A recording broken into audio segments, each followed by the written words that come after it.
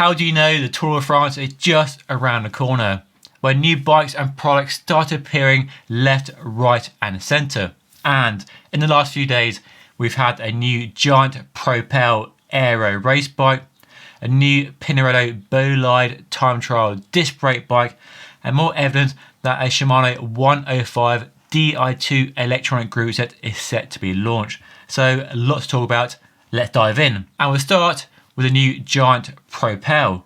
And hiding in plain sight on ex-professional rider Tony Martin's Instagram page over the last few days has been what appears to be a new Propel aero race bike. And on first glimpse, the new Propel definitely looks amazing, it looks really good, but it does raise some questions while it clearly answers avid questions. So let's take a closer look. The new bike is visually a lot sleeker and lighter looking than the old bike, and to my eyes, it's almost like an aero TCR. The good news is the unloved and rather hideous stem of the current Propel has been banished, and in its place we have a slimmer and nicer looking setup. The current Propel uses cables going over the top of the stem and into the frame behind the steering tube with a cover over the top of the stem, leading to quite a large chunky stem. But it looks like with the new bike they ditched that concept, and I'm guessing they use a similar system to Specialized and Cannondale, with the cables going underneath or inside the stem and into the front of the frame around the steering tube or inside the steering tube. So we still have an aero profile down tube, but the rear stays are a lot smaller. So I think we can guess that Giant has tried to focus its efforts on reducing the weight. Now, aero bikes usually have quite a weight penalty over their lightweight counterparts like the TCR, and the current Propel has a claimed weight of 982 grams for a frame. But when you add the weight of the system, so the handlebar, the stem, the seat post, those are all factors that can definitely lead to a heavy bike. Now, the current Propel in a top end spec is in the region of 7.3 kilograms. So my guess, with that new stem, the slimmer profiles overall, you're looking at a frame weight of at least sub 900 grams, maybe 850 at a push, but then more weight saved from the handlebar, the stem and the seat post as well. The new giant Propel is nowhere near as radical as the new Trek Madone we saw last week. Link that down below in case you missed it, with the aero hole in the seat tube. But Giant, it's fair to say, it's a more conservative company, but I do like that about Giant. I'm sure they've done the homework on their bike, and it would definitely be fast and light and stiff as well. But from looking at the bike, in a way it looks like an aero TCR, it does raise another question. Now, we've seen Specialized reduce their lineup from an aero bike and a lightweight bike to just one lightweight and aero bike with a Tarmac SL7, killing off the old Avenge. Could Giant do the same? Could the new Propel replace the TCR? I mean, from looking at the pictures, it looks like it could. Of course, the TCR is still a young bike. The current model is only 2 years old. And usually bike brands keep their models at the top of the range for 3, maybe 4 years, unless you're Canyon with the Ultimate, and that's been out forever. So over the next few years, we could see a reshuffling of their range, or if not a condensing of their range into one model from 2, we could see a few changes from the Propel into TCR, or it could give the TCR a new focus. For a start, I think we'll see the new TCR when it comes out in a year or 2 years time, perhaps with full internal cable routing as we see on the Propel. They found a new way of doing it, and I think they're bringing it over to the TCR. That's a kind of surefire hunch in my opinion. The other one, if the Propel is now pretty lightweight and close to the weight of the TCR but also aero, could that mean the TCR could go even lighter? So picture this, in the future could we see the giant Propel being as lightweight as the current TCR but all the aero benefits, and then in the future a new TCR that's even lighter and not worried or concerned about aero in the same way that Specialized Aethos, with a sub 600 gram frame or even lighter, 550, 500 grams. Imagine that, a TCR down to 500 grams. We haven't seen frames down that weight for a long time, so well overdue. So a true lightweight disc brake frame, well below 6 kilograms for a full bike, and then an aero bike that's as light as current bikes. That would be a nice direction for the bike industry to go in my opinion. The other new bike that broke cover in the last few days is the Pinarello Bolide time trial bike.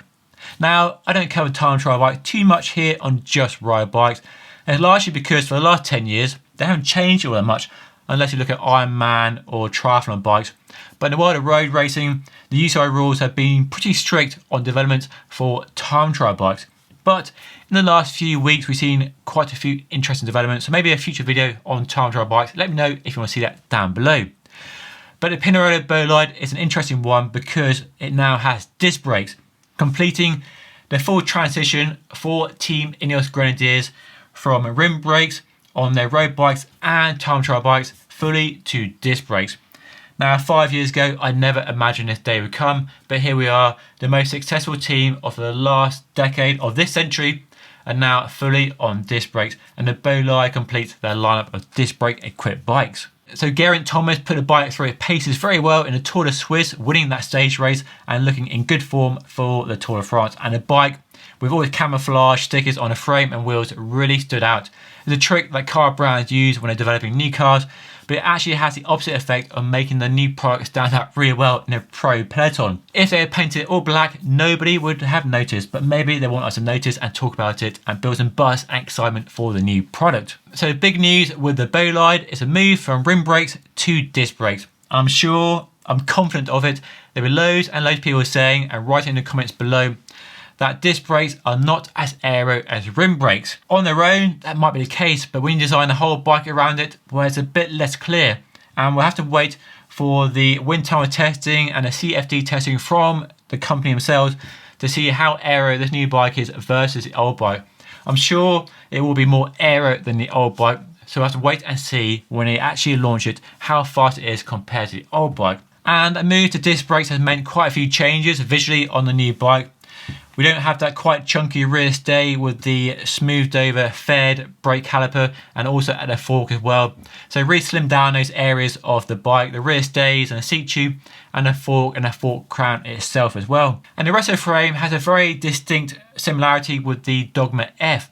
That down tube very curvy in a Pinarello way.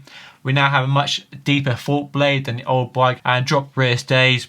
Very slim top tube as well, and then they're using the same extensions they used on the old Bolide, so 3D printed for each rider, so totally customized for their arms and their position they like to use on their bike. As well as the frame being camouflage, so are the wheels. So are these some new Princeton Carbon Works wheels for the bike? We'll have to wait and see. And lastly, over the last few years, there's been lots of speculation and expectation for a Shimano 105 Di2 electronic group set. But considering that Shimano launched Di2 way back in 2011, and we've had 3 generations of Dura-Race and Ultegra, but no sign of 105, it's been looking less and less likely like the Japanese company would give us that third tier electronic group set. I did a video talking about whether it would happen last year, a link to that above and down below in case you missed it. And I talked about some of the things we want to see from the new group set. And RoadCC the other day did a little story on some patents that have emerged that suggest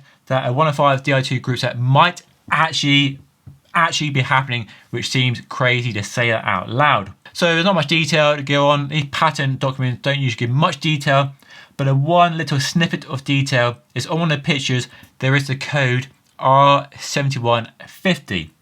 So current 105 group set is R7100, so mechanical, and that 50 in the name for Ultegra and Dura-Race in the past usually denotes the electronic version of that group set. So given Shimano is fairly predictable in its model names, it does look like 105 Di2 might actually be happening. But that's the only detail we can actually glean from the patent documents. No indication on whether it be 11 speed or 12 speed, whether it's just old Ultegra rebranded to 105, or whether it has all the same 12 speed technology as Dura-Race and Ultegra launched earlier this year. But it's our strongest indication yet that 105 Di2 is coming at some point in the future. When?